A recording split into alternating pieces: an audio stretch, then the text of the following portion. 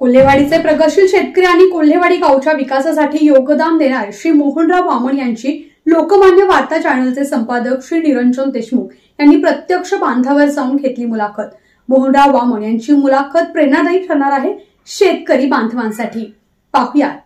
कोल्हेवाडी तालुका संगमनेर जिल्हा अहिल्यानगर येथील कर्तृत्व संपन्न शेतकरी श्री मोहनराव कोंडाजी वामन यांनी अपार मेहनत, जिद्द आणि चिकाटीच्या जोरावर शेतीला जोडधंद्याची साथ देत प्रगती साधली आहे।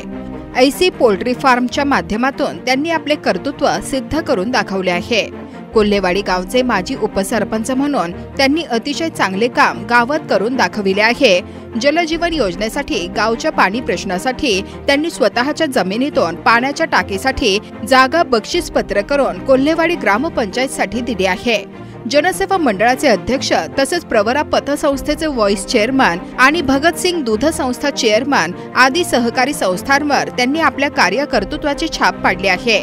गावातील यात्रा उत्सव कमिटीचे अध्यक्ष म्हणून ते काम बघतात। गावच्या सामाजिक, राजकीय तसेच धार्मिक आध्यात्मिक कार्यात श्री मोहनराव कोंडाजी वामन यांचा नेहमीच सहभाग असतो। संपादक निरंजन देशमुख, लोकमान्य वार्ता, संगमनेर। भारताचे पंतप्रधान माननीय मोदी यांच्या घर घर नळ या योजनेतून जल जीवन हे अख्ख्या देशभर राबत आहे। त्या जल जीवन पाण्याच्या टाकीसाठी मी ग्रामपंचायत कोल्हेवाडी यांना 1 गुंठा जागा बक्षीस देऊन ती आमच्या स्वतःच्या शेतामध्ये त्यांना जागा देऊन त्या टाकीचं काम पूर्ण झालं। गावाच्या विकासासाठी मी कायम सहकार्याची भावना ठेवून हे काम करत आहे आणि इथून पुढे करत राहील। आदरणीय मोहनराव वामन दादा यांच्या पोल्ट्री फार्मवर आलेलो आहोत। आपण ही त्यांची भव्य दिव्य अशी शेड बघतोय। दादा, हे कधी काम केलं तुम्ही पोल्ट्रीचं? हे पोल्ट्रीचं 2 वर्ष झाले काम केलं। ही पोल्ट्री 35 गुंठे क्षेत्रामध्ये आहे आणि हिला उभारणीला 85 लाख रुपये खर्च आलेला आहे। अतिशय आधुनिक पद्धतीची पोल्ट्री आहे ही। एशी पद्धतीने सगळ्यात आधुनिक पद्धत हे सगळे ऑटो सिस्टीम आहे। पक्ष्यांना खाद्य ऑटोमॅटिक जातं। जनरेटर लाईट गेली तर जनरेटर ऑटो मध्ये चालू होतं, आपोआप चालू होतं। लाईट आल्यानंतर आपोआप बंद होतो। आतलं टेम्परेचर वाढल्यानंतर हे कूलिंग चालू होतं। ही सगळी आधुनिक पद्धतीने ही पोल्ट्री चालू केलेली आहे। हिच्यात मजूर कमी लागतात आणि हँडल करायला ती जास्त काय अवघड वाटत नाही, अतिशय सोप्या पद्धतीने सोप्या। परंतु इथं 24 तास लक्ष दिलं पाहिजे तरच तो व्यवसाय चालतो। पक्ष्यांची आजार ओळखली पाहिजे तर आमचा मुलगा ते चांगलं काम करतो आणि इतर ज्या पोल्ट्री आहेत त्यांच्यापेक्षा आमच्या पोल्ट्रीला थोडे पैसे जास्तच मिळतात। 35 गुंठ्याच्या क्षेत्रामध्ये वामनदादांनी अतिशय चांगलं नियोजन करून इथं पोल्ट्री उभी केली आहे। 35 गुंठ्याच्या क्षेत्रामध्ये आदरणीय वामनदादांनी अतिशय चांगलं नियोजन करून पोल्ट्री फार्म उभा केला आहे।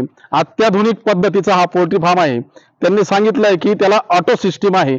आपण थोड्याच वेळात आतमध्ये देखील जाणार आहोत आणि त्यांच्याकडून सविस्तर माहिती याची घेणार आहोत। नमस्कार, मी पत्रकार निरंजन देशमुख, लोकमान्य वार्ता चॅनल मध्ये आपल्या सर्वांचं स्वागत करतो। शेतकऱ्याच्या बांधावर हा जो आपला कार्यक्रम आहे, जो शेतीशी निगडित आहे।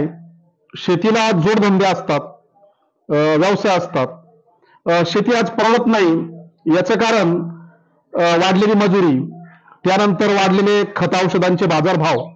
त्याचबरोबर शेतीला जर जोडधंदा असला तर शेती निश्चित परवडते। मग शेतीमध्ये ज्यांनी विविध प्रयोग केलेले आहेत अशा कर्तृत्व संपन्न शेतकऱ्यांच्या आपण मुलाखती घेत असतो। त्याच संदर्भामध्ये संगमनेर तालुक्यामध्ये अहिल्यानगर जिल्ह्यात कोल्हेवाडी या गावामध्ये आपण आलेलो आहोत। अशाच एका कर्तृत्व संपन्न शेतकऱ्याची आपण आज इथं मुलाखत घेणार आहोत।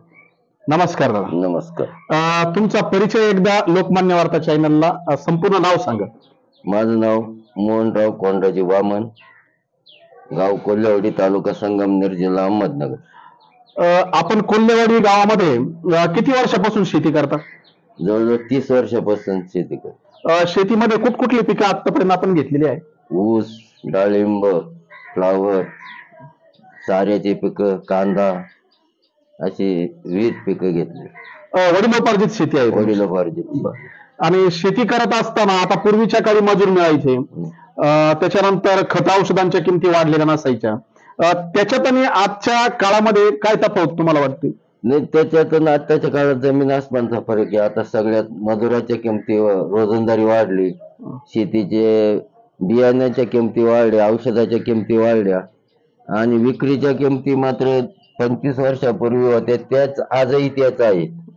त्याच्यामुळे शेती नापरवडणारी अशी झाली. त्या दृष्टिकोनातून तुम्ही काय उपाययोजना केली? मग त्या दृष्टिकोनातून शेतीला जोडधंदा म्हणून पहिला दूध व्यवसाय चालू केला. त्या दुधाच्या धंद्यातूनही बी चांगली प्रगती झाली. परंतु आता तोही व्यवसाय जरा मोडकळीस आलाय, म्हणून आम्ही आता कुक्कुटपालन हा व्यवसाय निवडलाय. तो 2 वर्षापासून चालू आहे. आता तुम्ही गायांचा बोलला, दुग्ध व्यवसाय तुम्ही करत होता, तर किती गाया होतात तुमच्याकडे? आमच्याकडे 10 गायी होत्या. तुम्ही स्वतः पाहिजे? स्वतः सगळं. काही मजुरीनं चारा वगैरे काढून घ्यायचा आणि स्वतः पाहिजे सगळं. अरे आता जे तुम्ही पोल्ट्रीकडे वळालात, तर पोल्ट्रीकडे वळण्यामागचा हेतू काय तुमचा? म्हणजे कुठं अभ्यास केला होता, कुठं मासिकामध्ये वाचलं होतं, कुठं सोशल मीडियाला तुम्ही बघितलं होतं की बा पोल्ट्री परवडते, पोल्ट्री शेतीला चांगला जोडधंदा होऊ शकतो? त्याच्यात ते आमचे जावई आहे ना, मोहन अरुण जगताप, हे पुण्याला आहेत, इथे ते कोल्हेवाडीचे. आमची मुलगी त्यांना दिली, ते पुण्याला राहिला. मग त्यांनी या पोल्ट्री व्यवसायाचा अभ्यास केला. मग आमचा मुलगा आणि ते मिळून ती पोल्ट्री टाकली. आता ती 18,000 पक्ष्यांची पोल्ट्री. मुलगा जावई हा MBBS मार्केटिंग करतोय, त्याच्यामुळे त्यांना तो अनेक त्याचा अनुभव आहे व्यवसायाचा. त्यांनी आम्हाला व्यवसाय सुचवला. म्हणजे तुम्हाला तुमच्या जावयाने प्रेरणा दिली या कामासाठी.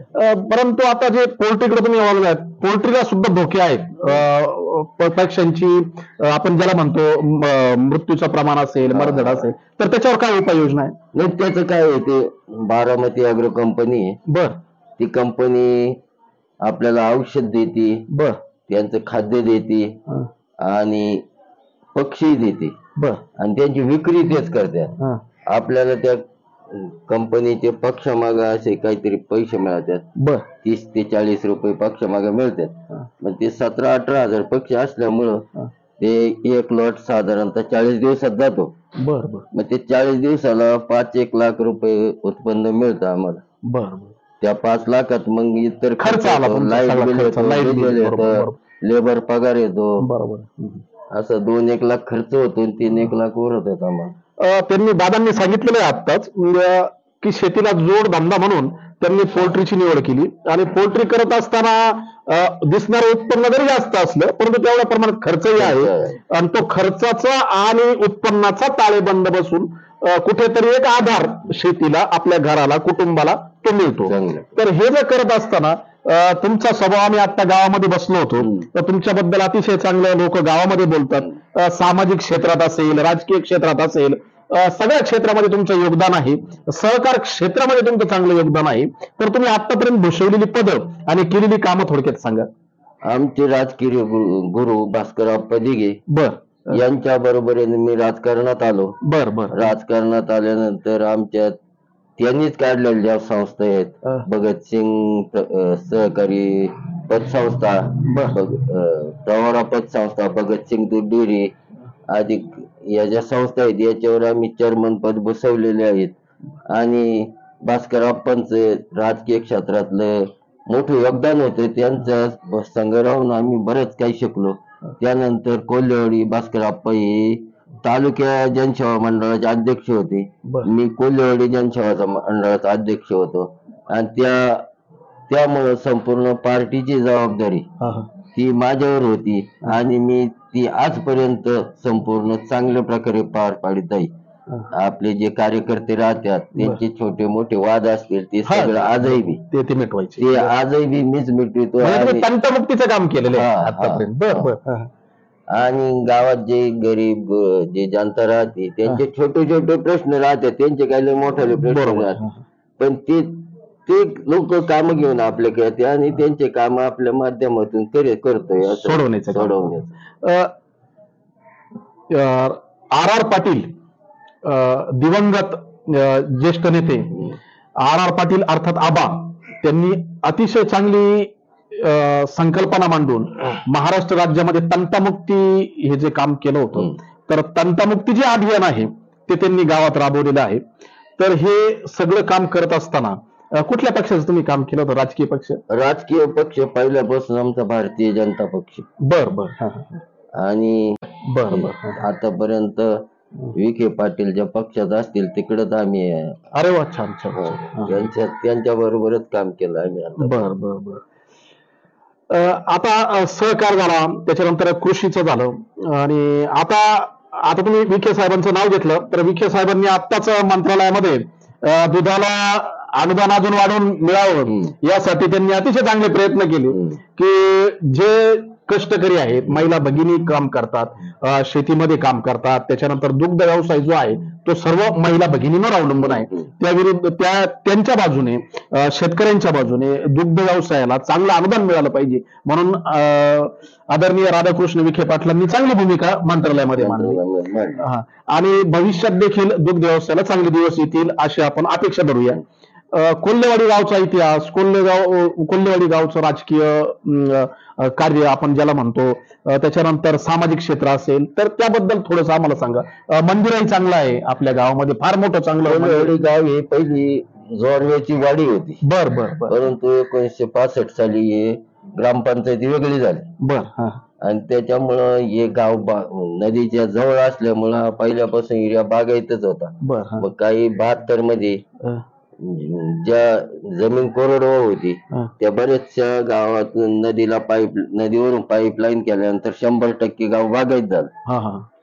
आणि त्याच्यामुळं हे गाव आता सुजलम सुफलम आहे. दूध व्यवसाय हा सगळ्यात जास्त कोल्हेवाडी गावात चालतो.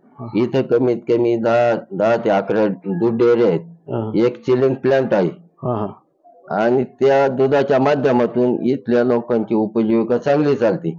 परंतु आता मध्यंतरीच्या काळात असं 2-3 वर्षापूर्वी दुधाचे दर एकदम कोसळले. मग ते चारा आणि ते सगळं करता जनावर दूध व्यवसाय हा परवडण्याचा झाला. परंतु राधाकृष्ण विखे पाटलांनी आता पहिला 5 रुपये दुधाला अनुदान दिलं होतं आणि ते आताही वाढवून त्यांनी मंत्रालयात मंजूर केलंय. त्याबद्दल मी त्यांचे अतिशय आभार मानतो. परंतु माझी मंत्र्यांना एकच सांगणं आहे की हे अनुदान न देता एक हमी भाव पाहिजे. बरोबर. अनुदान नकोय. अनुदान ही तात्पुरती पॉलिसी, मलमपट्टी. त्यामुळे ते दुधाला कमीत कमी 40 रुपये लिटरला भाव दिला पाहिजे, तरच हा दूध व्यवसाय टिकू शकतो. आणि जे दुधात आहे ना सगळ्यात जास्त भेसळ आहे. बरोबर. ती भेसळ रोखली पाहिजे. ती जर रोखली तर दुधाला ऑटोमॅटिक भाव वाढणार आहे. परंतु ती भेसळच आतापर्यंत हे होईना, आटोक्यात येईना. आणि त्या भेसळीमुळे काय होतं, दुधात समजा 3 लाख लिटर दूध उत्पन्न झालं तर ते 5 लाख करून विकतात. बरोबर. त्याच्यामुळे 2 लाख दूध वाढतच नाही, म्हणजे विक्री कमी होती. बरोबर. सगळ्यात जास्त म्हणजे भेसळ बंद केली तर दुधाला भाव ऑटोमॅटिक वाढणार आहे. बरोबर. तुमची कौटुंबिक माहिती सांगा. मुलं काय करतात तुमची? शेती करतात. मी कौटुंबिक मी स्वतः आपल्या संगमनेर भाग सहकारी साखर कारखान्यात 5 वर्ष वायरमन म्हणून नोकरी केली. पण ते सहकार्यात नोकरी करताना मला काही आवडलं नाही. मग मी गावातच मोटर वाइंडिंग व्यवसाय चालू केला. तो व्यवसाय 20 वर्ष केला. त्याच्यात वडिलोपार्जित 3 एकर शेती होती. अजून 3 एकर विकत घेतली, अशी 6 एकर शेती झाली. आणि मग तो व्यवसाय बंद केला. मुलं मोठाली झाली, मुलींचे लग्न केले, मुली दोन्ही इंजिनियर केल्यात आणि त्यांना चांगल्या प्रकारे त्यांचे लग्न करून दिले. भावांच्याही मुलींचे लग्न केले. आम्ही 3 भाऊ होतो, परंतु लवकरच वेगळे निघलो. ते भावांच्या मुलींचे लग्न केले. सगळ्यांचं चांगलं पाहुणे रावळे असतील त्यांनाही सहकार्य केलं. आणि व्यवसायात मी एकदम तरबेज चांगला असल्यामुळं माझ्याकडे 3-4 गावच्या जेवढ्या इलेक्ट्रिक मोटरी असतील ना तेवढ्या माझ्याकडे येतात. त्यामुळे व्यवसाय चांगला चालतो. जनसंपर्क फार दान करा. जनसंपर्क या माध्यमातून तुमचा जनसंपर्क वाढला. फुल दादांनी अतिशय चांगली माहिती सांगितलेली आहे की शेतीच्या माध्यमातनं, उद्योग व्यवसायाच्या माध्यमातनं त्यांनी नोकरीला महत्व न देता त्यांच्याकडे जी कला आहे, जे कौशल्य आहे ते वापरून मोटार रिपेरिंगचा व्यवसाय असेल त्याच्यातून त्यांनी जनसंपर्क वाढवला. आजही तो जनसंपर्क त्यांच्या उपयोगी येतो, कामी येतो. आणि त्यांना माणसं जोडण्याची जी कला आहे, माणूस माणसाशी जोडला पाहिजे. आणि जीवनामध्ये आयुष्य जगत असताना काही बरोबर येत नाही, तर येते फक्त माणुसकी, चांगले विचार, चांगले आचार, हे त्यांनी त्यांच्या मुलाखतीतून सांगितलेलं आहे. त्यांची जीवन जगण्याची धडपड असेल, त्यांनी आपल्या कुटुंबापुरतच लक्ष केंद्रित केलं नाही, तर त्यांनी त्यांचे नातेवाईक असतील, भाऊबंद असतील, एक हात मदतीचा आपण ज्याला म्हणतो, त्यांनी त्यांच्या मुलांना देखील चांगलं शिक्षण दिलं आणि शेतीचं वळण लावलं. मी पहिल्यांदाच सांगितलं की शेती ही परवडते, परंतु त्याच वेळेस परवडते ज्यावेळेस आपण शेतीकडे जर बारीक लक्ष दिले, बांधावर जाऊन शेती केली, आपण स्वतः जर कष्ट केलं, काम केलं, तर शेती निश्चित परवडते. आता शेतकरी मुलांचे लग्न होत नाहीये, अतिशय चांगला प्रश्न आहे तो, त्याच्यावर आम्ही काम करतो. हे काम करत असताना आम्हालाही बरेच समस्या समाजामध्ये दिसतात. अनेक जणांची आम्ही मुलाखती घेतो. तर हे जे प्रमाण आहे की प्रत्येक आई वडील म्हणते की आम्हाला शेतकरी मुलगा नको, म्हणजे थोडस त्यांचा जो ग्रह झालेला आहे, एक पाहण्याचा जो दृष्टिकोन झालेला आहे, तो बदलण्यासाठी काय करावं लागेल असं तुम्हाला वाटतं? तो बदलण्यासाठी मुलींची जी संख्या कमी पडली, जवळजवळ 20% मुली कमी आहेत. 100 मुलांमागे 80 मुली आहेत. त्याच्यामुळं मुलींची संख्या कमी असल्यामुळं 80 गरीब कुटुंबातल्या मुली, ते मुली म्हणतात आम्हाला नोकरीवालाच पाहिजेत. आणि शेतकरी नवरा का नकोय, का शेती हा व्यवसाय म्हणजे शाश्वत असा राहिला नाही. त्याच्यातून शाश्वत उत्पन्न नाही. शेतीत काहींचं कष्टच करायचे, पण त्या प्रमाणात उत्पन्न मिळत नाही. म्हणून मुली शेतकरी नवरा ना करतात. परंतु जे कर्तृत्वान मुलं असतात, आता माझाही मुलगा शेतीच करतो, मला काही कोणत्याही मुली काही नाकारलं नाही त्या मुलाला, का हा मुलगा शेतकरी आहे हा नकोय. पण त्याला जोडधंदे तरी लावलं. मी पहिल्यांदाच सांगितलं की शेती ही परवडते, परंतु त्याच वेळेस परवडते ज्यावेळेस आपण शेतीकडे जर बारीक लक्ष दिले, बांधावर जाऊन शेती केली, आपण स्वतः जर कष्ट केलं, काम केलं, तर शेती निश्चित परवडते. आता शेतकरी मुलांचे लग्न होत नाहीये, अतिशय चांगला प्रश्न आहे तो, त्याच्यावर आम्ही काम करतो. हे काम करत असताना आम्हालाही बरेच समस्या समाजामध्ये दिसतात. अनेक जणांची आम्ही मुलाखती घेतो. तर हे जे प्रमाण आहे की प्रत्येक आई वडील म्हणते की आम्हाला शेतकरी मुलगा नको, म्हणजे थोडस त्यांचा जो ग्रह झालेला आहे, एक पाहण्याचा जो दृष्टिकोन झालेला आहे, तो बदलण्यासाठी काय करावं लागेल असं तुम्हाला वाटतं? तो बदलण्यासाठी मुलींची जी संख्या कमी पडली, जवळजवळ 20% मुली कमी आहेत. 100 मुलांमागे 80 मुली आहेत. त्याच्यामुळं मुलींची संख्या कमी असल्यामुळं 80 गरीब कुटुंबातल्या मुली, ते मुली म्हणतात आम्हाला नोकरीवालाच पाहिजेत. आणि शेतकरी नवरा का नकोय, का शेती हा व्यवसाय म्हणजे शाश्वत असा राहिला नाही. त्याच्यातून शाश्वत उत्पन्न नाही. शेतीत काहींचं कष्टच करायचे, पण त्या प्रमाणात उत्पन्न मिळत नाही. म्हणून मुली शेतकरी नवरा ना करतात. परंतु जे कर्तृत्वान मुलं असतात, आता माझाही मुलगा शेतीच करतो, मला काही कोणत्याही मुली काही नाकारलं नाही त्या मुलाला, का हा मुलगा शेतकरी आहे हा नकोय. पण त्याला जोडधंदे तरी त्या मुलांनी केले पाहिजे. नुसते शेतीवर अवलंबून न राहता तरी जोडधंदा त्याला केला पाहिजे. आणि मग ते ऑटोमॅटिक मुली काहीतरी स्वतःच्या पायावर उभे राहिलेल्या माणसासंगत निवड करतात. बरोबर. आणि जे मुलं आहे ना नुसते शेतीवर अवलंबून काहीच करत नाहीत, त्या मुलांना शक्यतो मुली ना करतातच. आता कारण ती लोकसंख्याच कमी आहे ना, मुलींची संख्या कमी आहे. तीच जर जास्त असती, संप्रमाणात असती, तर मग नाकारलंच नसतं. आता जीवनामध्ये तुम्ही भरपूर संघर्ष केलेला आहे, अनेक संकटांना तुम्ही तोंड दिलेलं आहे. त्या संकटांना तोंड देत तुम्ही ही जी विकासाची वाटचाल सर केलेली आहे, तर आतापर्यंत तुम्हाला आलेले काही वाईट अनुभव आणि काही चांगले अनुभव ते थोडक्यात प्रेक्षकांना सांगा. नाही, वाईट अनुभव शक्यतो आलेच नाही. हा, कुठं आर्थिक टंचाई म्हणा, आर्थिक कुठं काही प्रॉब्लेम म्हणा, शक्यतो आर्थिक टंचाईचा असे त्याला माणसाच्या जीवनात आर्थिक टंचाई हा किती मोठा असला तरी चढ उतार चालूच राहतो. परंतु बँकेचं माध्यम राहतं, मित्रमंडळ चांगलं राहतात, ते एकमेकाला सामावून घेतात आणि आपली व्यवहार चांगले असल्यामुळं का आपल्याला कोणतीच अशी अडचण आली नाही. बँक कधी अडचण आणत नाही. कधी 10-5 लाख रुपये मित्रमंडळी कोणी मिळतात आणि त्या माध्यमातून आपल्याला देवाणघेवाण चांगली असल्यामुळं ती कधी आर्थिक अडचण कधी भासलीच नाही. म्हणजे वाईट अनुभव कधी काही आलाच नाही. राजकारणातून थोडेफार येतच राहते, परंतु असे काही मोठे काही असे वाईट अनुभव आपल्याला आले नाही. धार्मिक कार्यामध्ये देखील आपलं गाव अग्रेसर आहे. अतिशय चांगले उपक्रम आपल्या गावात राबवले जातात. सप्ताह देखील मोठा होतो. तर त्या आपल्या गावाबद्दल थोडस, संस्कृतीबद्दल थोडस आमच्या प्रेक्षकांना सांगा. आता गावात 2 उत्सव मोठे होतात, यात्रा आणि सप्ताह. हे 2 उत्सव मोठे. यात्रा कोणत्या देवाची होती? यात्रा लक्ष्मी आईची होती आणि सप्ताह हा गावातच मारुती देवाला पुढे बसवला जातो. परंतु त्या कमिटीचा आजही मी अध्यक्ष आहे. उत्सव कमिटीचा त्या अध्यक्ष असल्यामुळं यात्रा जी 2 दिवसाची यात्रा राहते, तिचा तमाशा पाहणे, हगामा भरवणे, जे कार्यक्रम राहतात ना ते आम्ही चांगल्या रीतीने पार पाडितो. लोकांचा आमच्यावर खूप विश्वास आहे. म्हणजे बाहेरून येणाऱ्या पाहुण्यांचं आदरातिथ्य करणं, स्वागत करणं, गावातल्या लोकांचा विश्वास आहे. हे गावचा कारभार चांगला करतात, त्याच्यामुळं आम्हाला कोणतीच अडचण येत नाही. सप्त्याचं तसंच आहे.